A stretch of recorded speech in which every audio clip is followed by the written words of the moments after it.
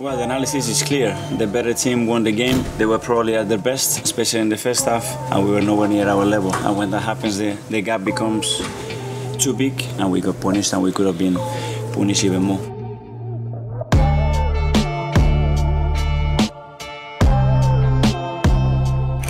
Retrouvez votre magazine avec Winamax.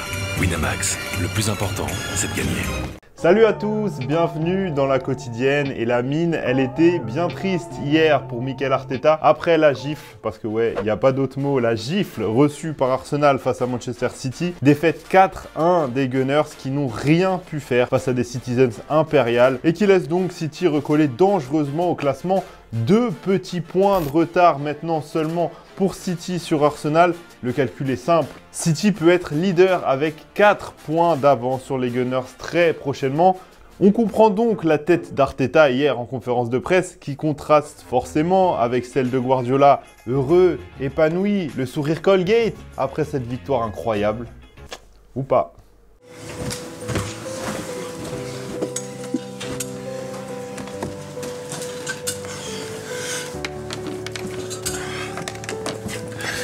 Many of you as possible. Somewhere to start, I'll go with Ben.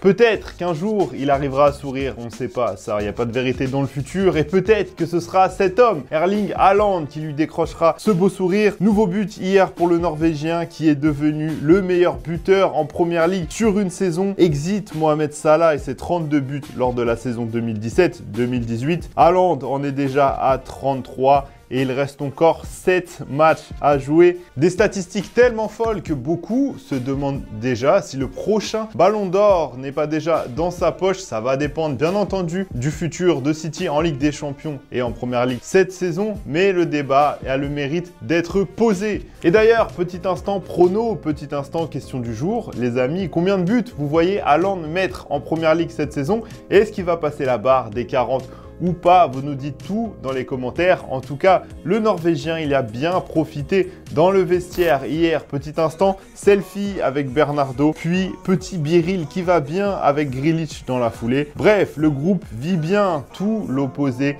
de Chelsea, qui a vécu hier sa 5e défaite consécutive depuis l'arrivée de Frank Lampard sur le banc. C'est Brentford qui est venu s'imposer sur la pelouse de Stamford Bridge. Alors forcément, les supporters des Blues ont craqué et ont copieusement sifflé leurs joueurs au coup de sifflet final. Et ça, pour Frank Lampard, bah c'est logique en fait. You're a Chelsea fan, you've been used to 20 years of success. And you're used to it and you want it more. And I've got no problem with fans booing. They want us to win. And when we win, they cheer. And when we lose, I can absolutely understand and be disappointed. Suite et fin de cette journée de Première Ligue, ce soir avec notamment un beau Tottenham-Manchester United.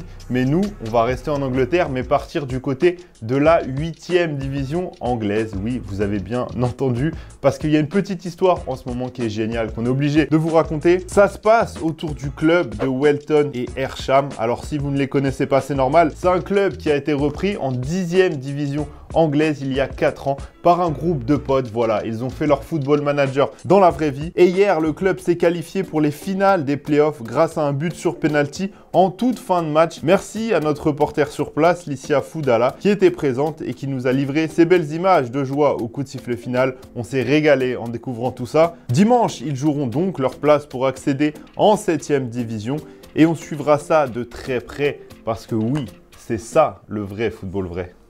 Et on revient en France parce que l'actualité du moment, ça se passe autour de l'immobilier. Ouais, on va se renommer l'agence là, le temps d'une séquence. Parce qu'en ce moment, le PSG s'active pour s'acheter une maison et se positionne sur 2 dossiers principaux. Le Parc des Princes d'un côté et le Stade de France de l'autre. Et les Parisiens ont même déjà fait une offre pour acquérir le Parc des Princes. Offre que n'a pas du tout appréciée Anne Hidalgo, la maire de Paris, qui s'est exprimée de manière très ferme ce matin sur RFI. Le PSG a proposé 38 millions d'euros. Je pense que le mot ridicule est le mot qui convient. Il n'y a plus de chemin possible. Arrêtons de discuter pour ne pas arriver à un accord. Comme quoi, même quand on s'appelle PSG, on galère à trouver un appart sur Paris. Et ouais, c'est la même pour tout le monde. Vraiment.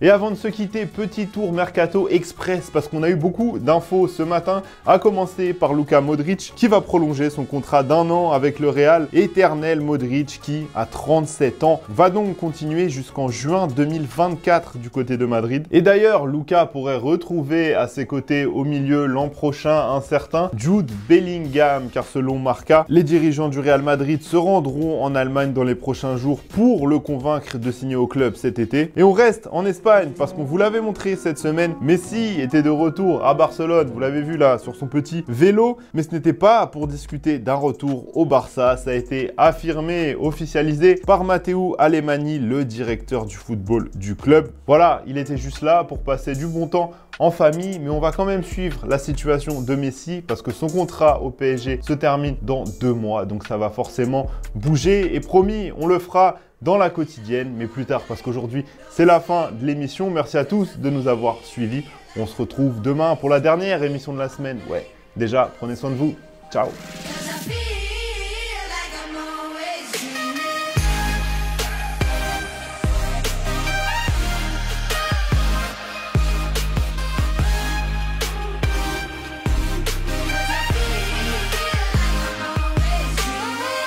Sometimes I tend to lose myself when I'm out here on